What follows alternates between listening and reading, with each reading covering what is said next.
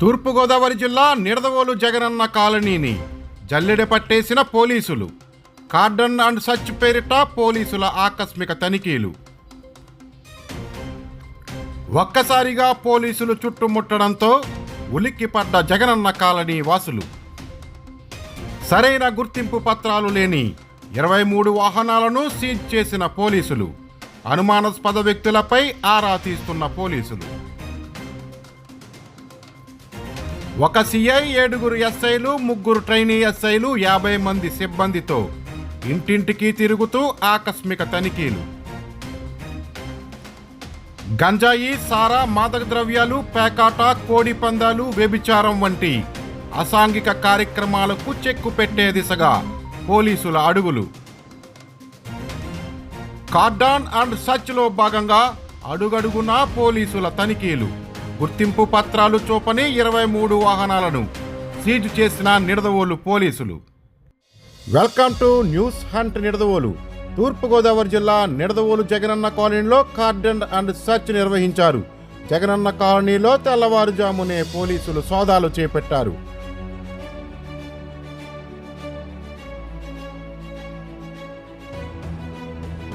Nidadavolu circle inspector PVG Tilak ఆధ్వర్యంలో 7 ఎస్ఐలు, 3 trainee ఎస్ఐలు, ఏఎస్ఐలు, 70 మంది సిబ్బందితో తనిఖీలు నిర్వహించారు. సరైన గుర్తింపు పత్రాలు లేని 23 వాహనాలను స్వాధీనం చేసుకున్నారు. డ్రోన్ కెమెరాలతో జగనన్న కాలనీ మొత్తం జల్లెడ పట్టారు.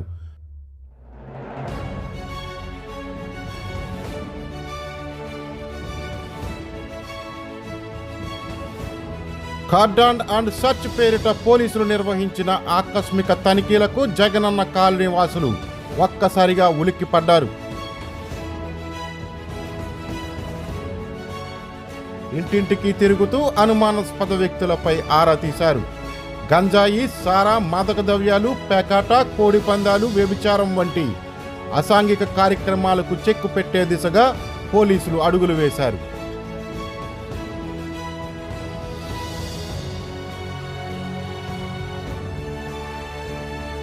తూర్పుగోదావరి జిల్లా ఎస్పీ నరసింహకిషోర్ ఆదేశాల మేరకు కొవ్వూరు డిఎస్పీ దేవకుమార్ సూచనలతో Nidadavolu circle inspector PVG Tilak ఈ కార్డన్ అండ్ సర్చ్లో పాల్గొన్నారు. స్థానికంగా బయట వ్యక్తుల నివాసం, అసాంఘిక శక్తుల కదలికలపై దృష్టి పెట్టేందుకు ఈ కార్డన్ సర్చ్ నిర్వహించామని Nidadavolu circle inspector PVG Tilak తెలిపారు. అసాంఘిక కార్యక్రమాలపై ప్రజలు పోలీసులకు ఎప్పటికప్పుడు సమాచారం ఇవ్వాలని కోరారు.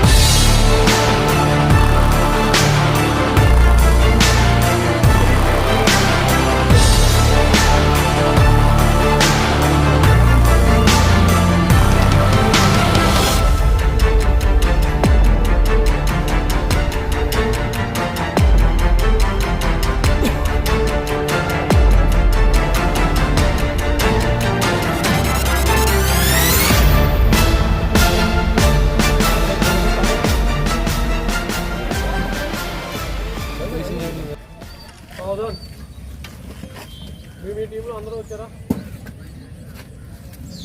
అంటే వేసినాం ఒకసారి చెక్ చేసి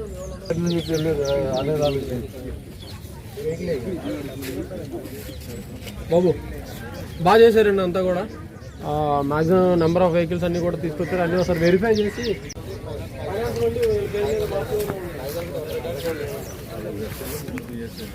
ఈ పర్సన్స్ కూడా చెక్ చేశారు కదా. ఎవరైనా బయట నుంచి వచ్చేసి అక్కడ తీసుకున్న వాళ్ళు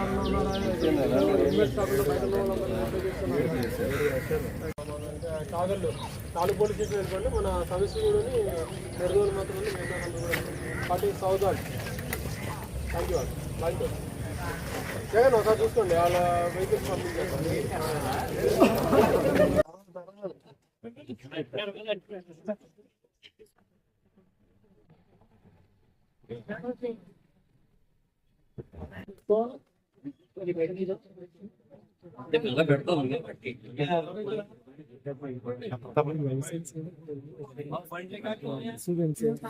తూర్పుగోదావరి జిల్లా ఎస్పీ గారు శ్రీ ఈ నరసింహకిషోర్ సార్ ఉత్తర్వుల మేరకు Kovvur DSP sir Devakumar sir పర్యవేక్షణలో ఈరోజు మన నిడదవోలు సర్కిల్ స్టాఫ్ మరియు తాళపూడి చాగళ్ళు ఎస్ఐస్ అండ్ సిబ్బంది అందరూ కలిపి మన నిడదవోలు పట్టణంలోని జగనన్న కాలనీలో కార్డినెన్స్ సెర్చ్ కార్యక్రమం నిర్వహించడం జరిగింది. ఈ ఉదయం 5:30 నుంచి 7 o'clock వరకు కార్డినెన్స్ సెర్చ్ చేయడం జరిగింది జగనన్న కాలనీలో ఉన్న అన్ని వీధులు కూడా. ఇది ఇందులో ముఖ్యంగా దేనికోసం అంటే లైసెన్స్ లేని వెహికల్స్, అట్లానే ఎవరైనా అఫెండర్స్ నేరస్తులు ఎవరైనా షెల్టర్ తీసుకుని ఈ ప్రదేశంలో నివసిస్తున్నారేమో అని తెలుసుకోవడానికి, అలానే దొంగబళ్ళుని గుర్తించడానికి, అట్లానే ఏమైనా గంజాయి ఇతర ఇల్లీగల్ యాక్టివిటీస్ వీటన్నిటిని ఈ సడన్ సర్ప్రైజ్ కార్డినెన్స్ సెర్చ్ చేయడం వలన ఎలాగా నేరస్తులు ఎవరైనా ఉంటే దొరికే అవకాశం ఉంది. దానిలో భాగంగా ఈరోజు శ్రీ జిల్లా ఎస్పీ గారి ఆదేశాల మేరకు కార్డినెన్స్ సెర్చ్ చేయడం జరిగింది. ఈ సెర్చ్లో మన మొత్తం 29 వెహికల్స్ అనేవి రికార్డు లేని వెహికల్స్, మోటార్ సైకిల్స్ సీజ్ చేయడం జరిగింది. అట్లానే ఈ కార్యక్రమాన్ని రెగ్యులర్గా ఇక్కడి నుంచి రెగ్యులర్గా నిడదవోలు పట్టణంలోను అండ్ మన సర్కిల్ పరిధిలోనూ నిర్వహించడం జరుగుతుంది. చెక్ చేసామండి. ఈ ఏరియాలో మొత్తం 7 వీధులు ఉన్నాయి. 7 వీధులు ఆఫీస్ ఒక ఎస్ఐ గారు ఇన్ఛార్జ్ చొప్పున ఇచ్చి ప్రతి ఏరియాలోని ప్రతి ఇంటి దగ్గర ఉన్న వెహికల్స్ అన్ని కూడా సెర్చ్ చేశాము. అందులో భాగంగా రికార్డు లేని వెహికల్స్ మాత్రం 29 వెహికల్స్ గుర్తించడం జరిగింది. రికార్డు లేని వెహికల్స్, ఈ వెహికల్స్ అన్ని కూడా స్టేషన్ తీసుకెళ్లి వాడు ఫర్దర్గా ఓనర్స్ వెహికల్ ఓనర్స్ ఎవరైతే ఉన్నారో వాళ్ళు కనుక ప్రాపర్ రికార్డు సబ్మిట్ చేస్తే అది వెరిఫై చేసి వెహికల్ వాళ్ళకి రిటర్న్ ఇవ్వడం జరుగుతుంది. లేని పక్షంలో ఆ వెహికల్స్ అట్లా వీళ్ళ దగ్గరికి ఎట్లా వచ్చినాయి ఏంటనేది ఎంక్వైరీ చేసి తదనుగుణంగా చర్య తీసుకుంటాం. అనుమానాస్పద వ్యక్తులు ఎవరో లేదండి. అందరినీ కూడా వెరిఫై చేసాము. అనుమానం ఉన్న మీద కేసులు ఏమైనా ఉన్నాయి కూడా వెరిఫై చేసుకున్నాము. అనుమానాస్పద వ్యక్తులు అయితే అవన్నీ గుర్తించండి. అంతా ప్రశాంతమైన శాంతి భద్రతలు ప్రశాంతమైన వాతావరణం మధ్య ఉండాలి. మన దగ్గర చాలా మంది పిల్లలు ఉన్నారు, చిన్న పిల్లలు ఉన్నారు, యూత్ ఉన్నారు, పెద్దవాళ్ళు ఉన్నారు. సో ఈ అసాంఘిక కార్యకలాపాలు అనేది బానిసలు అయితే జీవితాలు నాశనం అవుతాయి కదా, జీవితాలు నాశనం అవుతాయి, పోలీస్ కేసులు అవుతాయి, జైలుకి వెళ్తారు, కుటుంబం అంతా కూడా ఇది అవుతుంది. మనం కూడా కేసులు పెట్టాము, గంజా కేసులు పెట్టాము. అందులో చాలామంది ఈ ఏరియాలోని పిల్లలు ఉన్నారు. నెక్స్ట్ ఊర్లోని ఈ మోటార్ సైకిల్ దొంగతనాలు నేరాలు కూడా అవుతున్నాయి. చాలామంది ఇక్కడ ఈ ఏరియాలో కలర్ తీసుకుని నేరాలు చేస్తున్నారు. లేదంటే గతంలో గంజా కేసులోని జైలుకి వెళ్ళినోళ్ళు అక్కడ దొంగలతో పరిచయం ఏర్పడుకుని వాళ్ళని ఇక్కడ తీసుకొచ్చి వాళ్ళకి ఇక్కడ కల్పించి వీళ్ళతోనేమో చుట్టుపక్కల ఏరియాలో నిర్దోళ కాకుండా కొవ్వూరు ఈ చుట్టుపక్కల ఏరియాలో అలా కూడా నేరాలు చేయించడానికి అవకాశం ఉంది. సో మీ అందరికీ నేను చెప్పేది ఏంటంటే మన ఏరియాలో మన ఏరియా కూడా బయట ఎవరైనా చేసుకోవాలి. సో కొత్త వాళ్ళు ఎవరన్నా కూడా మన ఏరియాలోకి వచ్చింటే ఇమీడియట్గా ఈ ఏరియా పెద్ద వార్డు మెంబర్లో లేదంటే కౌన్సిలర్ ఎవరో ఉంటారు కదా, ఇమీడియట్గా వాళ్ళ నుంచి తీసుకొచ్చి లేదంటే డైరెక్ట్గా పోలీస్ స్టేషన్ నెంబర్ ఉంటే డైరెక్ట్గా పోలీస్ స్టేషన్ ఫోన్ చేసి చెప్పండి. ఎవరి ద్వారా కూడా రావాల్సిన డైరెక్ట్గా పోలీస్ స్టేషన్కి రండి. సార్ పలానా మా ఏరియాలో పలానా వ్యక్తి అనుమానాస్పదంగా ఉంటున్నారు సార్, కొత్త వ్యక్తి ఎవరో వచ్చాడు. ఎందుకంటే రేపు మన ఏరియాలో ఉండి ఇక్కడే దొంగతనం చేస్తాడు, ఇక్కడే కన్నం చేస్తాడు. దొంగతనం జరిగింది నా వస్తువులు పోయింది, నా బంగారం పోయింది, నా క్యాష్ పోయిందని చెప్పి మనం బాధపడే కన్నా ముందుగానే ఎవరన్నా అనుమానబద్ధంగా కనిపించాడు అనుకో నాకు తీసుకొని మాకు చెప్తారు ఏముంది అవి వెరిఫై చేస్తాం. మన డేటాబేస్లో చెక్ చేస్తే అతను నేరస్తుడు, అతని మీద ఏమైనా దొంగతనాలు ఉన్నాయా, దొంగతనానికి పాల్పడ్డా, లేదంటే గంజాయి ఇచ్చేస్తుంటాడా, గంజాయి పేడలరా, గంజాయి కుర్రోళ్ళకి ఇక్కడ గంజాయి అమ్ముతుంటాడా, ఇవన్నీ కూడా వెరిఫై చేసుకుని ఒకవేళ ఎటువంటి నేరానికి సంబంధించిన వ్యక్తి ఏమైనా అయితే అరెస్ట్ చేసి పంపిస్తాం. సో అలాగా ఇంకోటి ఎవడో రావడానికి భయపడతారు. సో మీరు అందరూ కూడా ఇందులో యూత్ ఎక్కువ మంది ఉన్నారు కాబట్టి పగలు జరుగుతుంది సార్.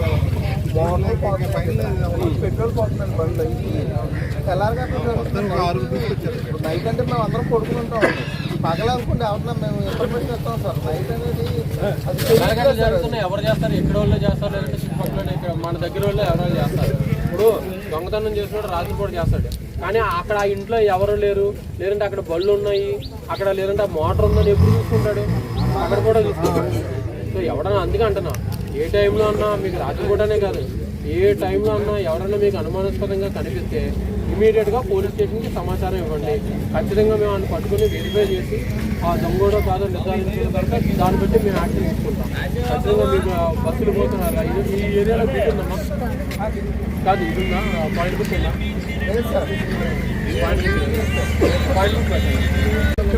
ఈ పొమ్మని మళ్ళీ వాళ్ళ రావాలి కదా,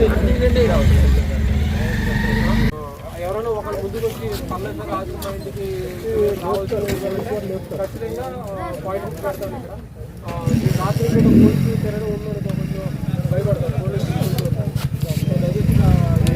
ఒకరు మాట్లాడుకుని మీరు మీటింగ్ చేసుకుంటాం మాకు చెప్తే ఆ పలానా నుంచి పాయింట్ తీసుకుంటారు. లోపలికి ఏది ఉంటే పోలీసు వస్తారు, పోలీసు చూపెట్టి ఉంటారు.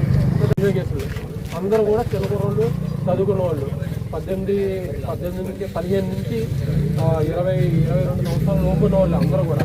అందులో మన పిల్లలు ఉండొచ్చు, మన పిల్లల వయసు ఉన్న వాళ్ళు ఉండొచ్చు. వీళ్ళందరూ ఇదైపోతున్నారు, గంజాకి అలవాటు పడిపోతారు, బాధితులైపోయి అనవసరంగా కేసుల్లో ఇరుకుని జీవితాలు ఇది చేసుకుని ఇది అవుతున్నారు. సో అలాంటిది ఏదైనా ఉన్నా కూడా మీరు ఇమీడియట్గా పోలీసు స్టేషన్కి ఇంకా ఎవరో అక్కడ ఒక జడ్జి ఉంటారు, పబ్లిక్ ఉంటారు, ఇదివరకు అక్కడ గంజాయి కాల్చుకోవాలి, అక్కడ ఎవరో లేదు కదా. సో ఏంటంటే మీరు అందరూ సహకారం కూడా మాకు ఇన్ఫర్మేషన్ వస్తుంది. సార్ మా ఏరియాలో పలానా ఇది ఉంది ఎప్పుడన్నా ఉంటే బాడీ చెప్తుంటాడు సార్, అక్కడ అది ఉంది ఇది ఉందని చెప్పి. సో ఇది ఒక్కరని కాకుండా ప్రతి ఒక్కరు కూడా బాధ్యతగా తీసుకోవాలి. మీరు చెప్తేనే కదా మాకు ఇన్ఫర్మేషన్ సార్, పలానా ఏరియాలో ఎలా ఉంది సార్, మా ఏరియాలో పలానా ఎవరో అనుబంధంగా ఉన్నారు సార్, ఎవరో కొత్త అతికి దిగారు సార్, ఒకసారి వెరిఫై చేయండి అంటే వెంటనే తీసుకుని మేము గ్రూపుల కింద ఏర్పడి అందులో మళ్ళీ వర్గాలు ఇది అట్లా కాకుండా ప్రశాంతమైన వాతావరణంలో 8 రోజులు ఉంచుతారా, 5 రోజులు ఉంచుతారా, 7 రోజులు ఉంచుతారా, 9 రోజులు ఉంచుతారా, 8 రోజులు ఉంచుతారా, అన్ని రోజులు కూడా ప్రశాంతమైన వాతావరణంలో ఎటువంటి గొడవలు లేకుండా చక్కగా పండుగ చేసుకుని నిమజ్జన కార్యక్రమం చేసుకోవాలి. అర్థమైందా? నెక్స్ట్ వినాయక సందర్భంగా ఇక్కడ మీ ఏరియాలో సీసీ కెమెరాలు ఏమి లేవు. అవును సార్, లేదు సార్. ఎంట్రీ ఎగ్జిట్ పాయింట్ లో ఇప్పుడు మీ గట్టిగా అయితే ఇదే ఎంట్రీ. అవును సార్. ఈ ఇక్కడ పెట్టుకుంటే సరిపోతుంది, అక్కడ పెట్టుకుంటే సరిపోతుంది ఆ పోల్కి.